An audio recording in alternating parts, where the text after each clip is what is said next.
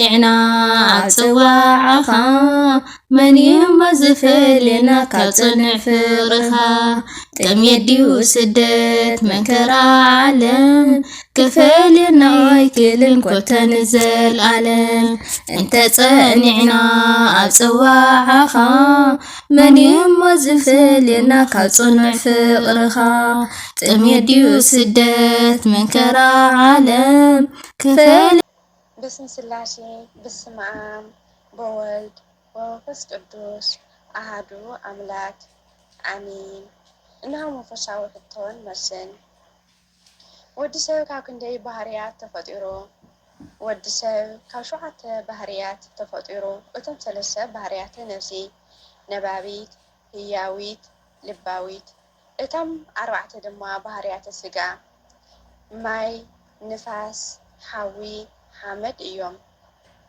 كلاي حتى ناقويت عبيت بعلاش بهالو زرزرو ناقويت أنا عبيت بعلاش بهالو تشعنتو إيوم إتيك قدماي علت إسان تشعنتن مجابيت إيوم بزي علت إزي قويت أنا مدحنين أسكوشن شرطون سلو علت إيوم كلاي دما علت إسان تشعنتن تحساس إيوم بزي علت إزي قويت أنا مدحنين أيسوس كورسس زتولدلو علت إيوم شاشاي دما علت عسرت حادة الرئيو بزي علت زي قويتانا جسد أمقولو علت إيو راوعي دما علت عسر سلسة نحاسي إيو بزي دما قويتانا مدحنينا إيسوس كورسس مستيرا ملكوتو زي سجلس أولو علت إيو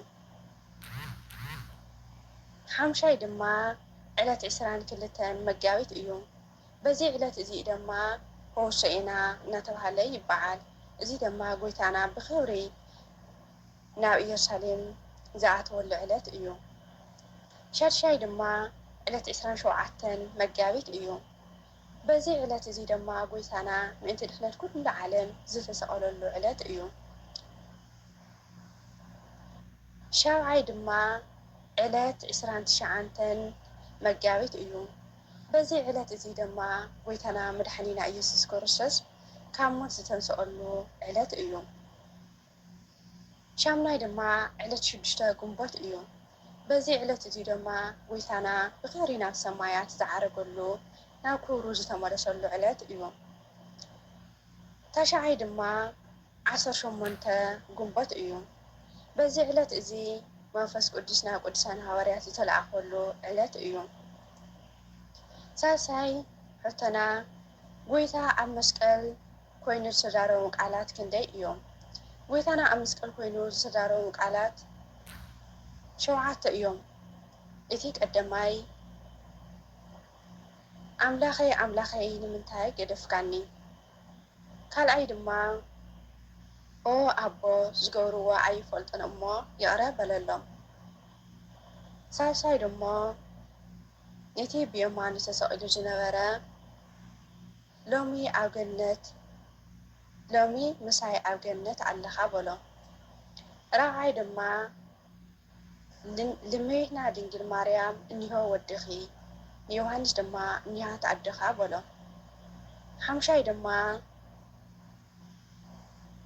أو أبو نسي أبخا أماقوا علخو شاشاي دما سأماقو بلا شاعي دما تفزم بلا كل تنبيت تفزم بلا كبرين مدينة عالم وبنا يكون آمين راعي كندي هاوريات علوم عسات قلتا قدسان هاوريات علوم إذي حدا بيدروس إيو كالأي دما عند بيدروس إيو بيدروس مالت دما كوحي مالت إيو كالأي دما عند رياس إيو عند رياس مالت دما تبع تشكامي مسكال مالت إيو سالساي دما يعقوب إيو يعقوب مالت دما بتاني تمرتي منافقان مالت إيو سالساي يوهانس إيو يوهانس مالت دما فسها وهرسيت مالت إيو حمشاي فيليبوس إيو فيليبوس مالت دما فتاوي أحواتو مالت إيو شالشاي برثليموس إيو بر مالت ولاد مالت إيو تليموس مالت دما تخلي مالت إيو شوعي دما ماتيوس إيو ماتيس مالت دما حوري مالت إيو شامناي توماس إيو توماس مالت دما صحاي مالت إيو تاشعاي يعقوب ودي إليفوس مالت إيو يعقوب مالت دما በታኒ ትምህርቲ መናፍቃን ማለት እዩ። 10 ስምዖን ማለት ድማ እግዚአብሔር ሰሚዕኒ ቀናእ ብሃይማኖቱ ማለት እዩ። 11 ታዲዎስ ማለት እዩ። ታዲዎስ ማለት ድማ ዘርእን ማዕረርን ማለት እዩ። እዚ ድማ ንኦሪት ብዘርኢ ንሓድሽ ኪዳን ድማ ንወንጌል ድማ ብማዕረር ገይሩ ስለ ዘምሃረ እዩ።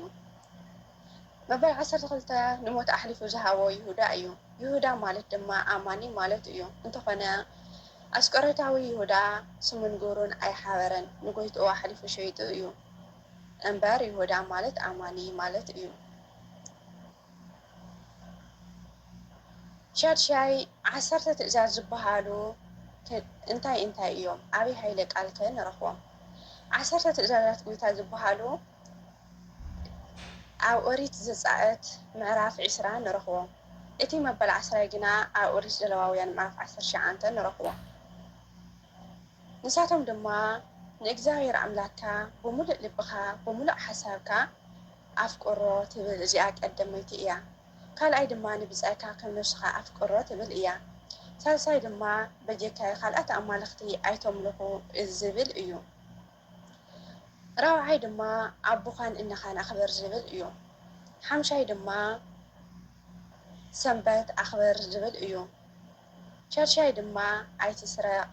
ሻብዓይ ኣይትዘሙ። ሻምናይ ኣይትሓሱ። ታሽዓይ ድማ ገንዘብ ብፃይካ ኣይትድሎ። 10 ድማ ኣይትቕተል ዝብሉ እዮም። ሻብዓይ ሕቶና ሓደ ክርስቲያን ኣብ መዓልቲ ክንደይ ግዜ ክጽሊ ኣለዎ? ሓደ ክርስቲያን ኣብ መዓልቲ 7 ሰዓት ክጽሊ ኣለዎ። ከምቲ ዘማራይ ልበ ኣምላክ ቅዱስ ዳዊት ኣብ መዓልቲ 7 ግዜ ኣመስግነካ ኣለኹ ዝበሎ ኣብ መዝሙር ዳዊት ምዕራፍ 119 ሓደ ክርስቲያን 7 ግዜ ኣብ መዓልቲ ክጽሊ ኣለዎ። እቲ ቀዳማይ ንግሆ 12 ሰዓት እዩ። እዚ ድማ ነቲ ጸልማት ጋሊኻ ብርሃን ስለ ዘርአኻና ነመስግነካ ኣለና ኢልና እነመስግኖ እዩ። ካሊእ ድማ በዚ ሰዓት እዚ ጎይታና ኣይሁድ ንክቐትልዎ ዝተማኸሩሉ ሰዓት እዩ።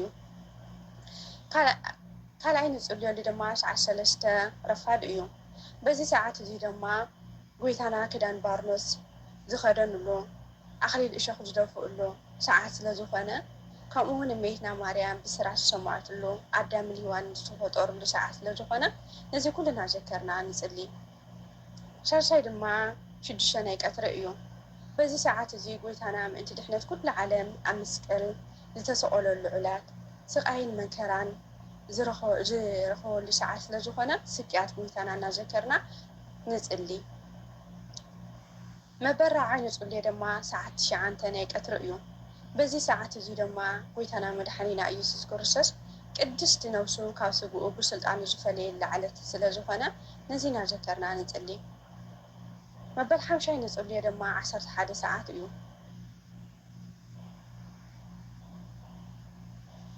መበል 6 ድማ ሰዓት 3 ናይ ምሸት እዩ። በዚ ሰዓት እዚ ድማ ጎይታና ዝተተሓዘሉ ሰዓት እዩ። ነዚ እናዘከርና ድማ ንጽሊ። መበል 7 ንጽልዮ ድማ ሰዓት 6 ፈርቂ ለይቲ ሰዓት 6 ናይቲ ወይ ከዓ ፈርቂ ለይቲ ዝጽለ ጸሎት እዩ። በዚ ሰዓት እዚ ጎይታና ካብ ሙታን ዝተንስአሉ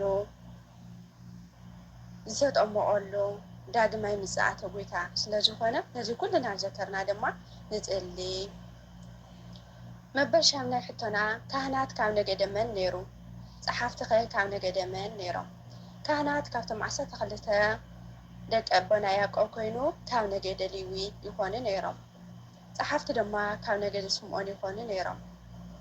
ታሽዓ ሕቶና መስቀል ንላዕሊ ቀጥ ዝበለ ንጎኒ ጋድም እዩ። ስለምንታይ እዩ ግልጺ? መስቀል ዝተመሳቐለ እዩ። እዚ ከዓ መስቀል ናትና ምሳሌ እዩ ማለት ንሕና ደቂ ሰባት ብቅርፂ መስቀል ዝተሰቐልና ኢና ዝተፈጠርና ስለ ዝኾና በዚ ምክንያት ዝተመሳቐለ ኮይኑ ከምኡ ድማ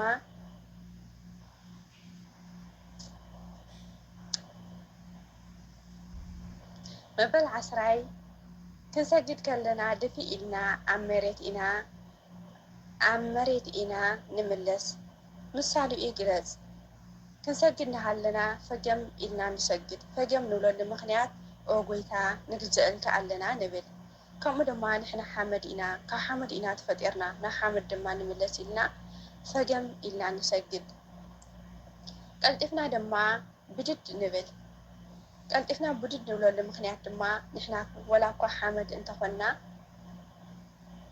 ነገር ግና ክንትንስእ ኢና ኢልና ትንሳኤ ከም ዘለና ትንሳኤ ተስፋ እናገበርና ድማ ብድድ ንብል ከምቲ ጎይታና ብሓይሉ ብስልጣኑ ዝተንስአ ንሕና ድማ ክንትንስእ ኢና ጎይታና ብሙፃእቱ ከተንስአና እዩ ኢልና ትንሳኤ ጎይታ ስለ ትንሳኤ ተስፋ ስለ ዘለና ንሕና ደቂ ትንሳኤ ስለ ዝኾንና ሞትና በስቢስና ከም ዘይትተርፍ ኣሚንና ድማ ቀልጢፍና ብድድ ንብል መበል 11 ንሕና ህዝበ ክርስቲያን ንምብራቅ ገፂና ንፅሊ ስለምንታይ እዩ ንሕና ህዝበ ክርስቲያን ንምብራቅ ገፅና ኢና ንፅሊ እዙይ ድማ ንምንታይ እዩ እንተኢልና ገነት ብምብራቅ እያ ዘላ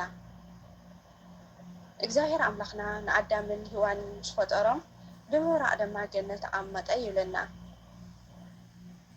ኣብታ ገነት ድማ ነቶም ዝፈጠሮም ንኣዳምን ሔዋንን ኣቐመጦም ስለዚ ገነት ብምብራቅ ስለ ዝኾነት ንምብራቅ ገፅና ንፅሊ ካሊእ ድማ ጎይታና ኣምላኽና መድሓኒና ኢየሱስ ክርስቶስ ዳግማይ ምጽኣት ንሓጣን ጻድቃን ክፈርድ ዝመጽእ ብምብራቅ እዩ ስለዚ ምጽኣቱ ጎይታ ንጎይታና ጎይታና ብምብራቅ ስለ ዝመጽእ ስለዚ ከዓ ንምብራቅ ጎይታ ቃልጥፍና እናበልና ንምብራቅ ገፅና ንፅሊ ካሊእ ድማ ምብራቅ ብርሃን እዩ ፀሓይ ዝወፀላ እዩ ንሕና ድማ ደቂ ብርሃን ከም ዝኾንና ንምብራቅ ገፅና ንፅሊ ካልኣይ ድማ እመቤትና ቅድስቲ ድንግል ማርያም ብምብራቅ ትምሰል ወዳ ድማ ፀሓይ ፅድቂ እዩ ምክንያቱ ፀሓይ ፅድቂ ዝወለደት ስለ ዝኾነት ብምብራቅ ትምሰል ስለዚ ነዚ ኩሉ እናሓሰብና ንምብራቅ ገፅና ንፅሊ መበል 12 ሕቶና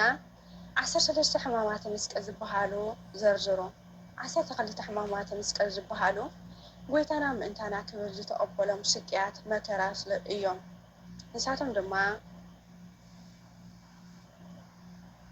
ንድሕሪት ምእሳር ማለት ንድሕሪት ኣሲሮም ንጎይታና ከም ዝጎተትዎ ብገመድ ምጉታት ንድሕሪት ኣሲሮም ብገመድ ጎቲቶሞ እዮም ሳልሳይ ድማ ናብ ምድሪ ምውዳቅ ጎይታና ናብ ምድሪ እናወደቀ ይወድቅ ይትንስእ ነይሩ ይደፋፍእዎ ስለ ዝነበሩ ራብዓይ ድማ ብእግሪ ኣይሁድ ምርጋፅ ኣይሁድ ብላ ግፂ ብእግሮም ረጊፆሞ እዮም ሓምሻይ ድማ ምስ ኣዕምዲ ምግጫው ኣይሁድ ምስ ኣዕምዲ የጋጭውዎ ነይሮም ሻድሻይ ድማ ብፅፍዒት መውቃዕ ኣይሁድ እስኪ ተነበየልና እናበሉ ብላ ግፂ የጻፍዕዎ ነይሮም ሻውዓይ ድማ ዝባኑ ብሓለንጊ ምግራፍ ጎይታና ምእንታና ክብል 6666 መግረፍቲ ተገሪፉ እዩ ሻምናይ ድማ ርእሱ ብዘንጊ ምኽትካት ኣይሁድ ንስኻ ንጉስ ኢኻ ኢሎም ናይ ላግፂ ዘንጊ ኣትሓዝዎ መሊሶም ድማ እቲ ዘንጊ መንጢሎም በቲ ዘንጊ ርእሱ ወቕዕዎ ሳልሳይ ድማ ኣክሊል እሾኽ ምድፋዕ እዚ ድማ ኣይሁድ ናይ ላግፂ እናላገፁ ንስኻ ንጉስ ኢኻ ክብሉ ኣክሊል እሾኽ ደፍኡሉ እስግና ንግስና ናይ ባህሪኡ እዮም እሳቶም ናይ ላግፂ እዮም ኣክሊል ዝደፍኡ